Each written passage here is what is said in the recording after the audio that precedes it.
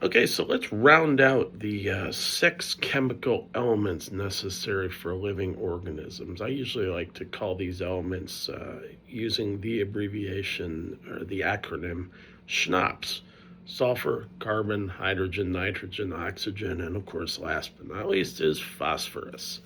Right? So let's look at what phosphorus is. Here's phosphorus. Its atomic number 15, so that means there's 15 protons and of course 15 electrons in a neutral form.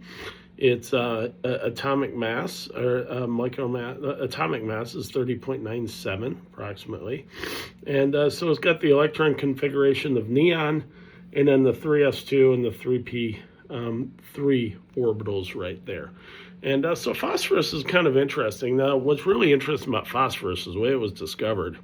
It was actually one of the first elements to be discovered after antiquity, right? Because it goes way back to 1669. And this is actually really not even a chemist. This is an alchemist.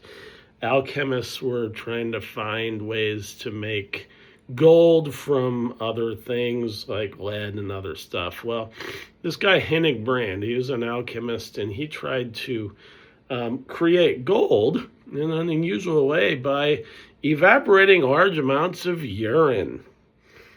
Okay, let's think about that. That's kind of weird. And it didn't quite work out, but he did come up with another substance, and urine is very rich in phosphate, so he did come up with a lot of phosphorus, and it was kind of glowing.